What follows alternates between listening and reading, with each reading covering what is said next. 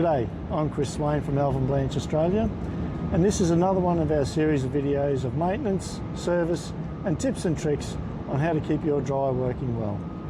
Today I'd like to talk to you about the trace chain bearings. There's 6 bearings, 3 on each side, 2 at the far end where it drops down and 4 up the close end where it in-feeds and feeds out. Bearings similar to this with the grease nipple on top. They don't require a lot of grease. They probably need greasing once a year. It's not a high speed, high temperature running bearing. It just needs a bit of moisture in there to keep the dust out and the grease in. So we suggest once a year after servicing with the trace chain moving slowly, just give it a couple of pumps while it's moving slowly and that'll be enough for the season. Once a year in our conditions is fine. Thank you.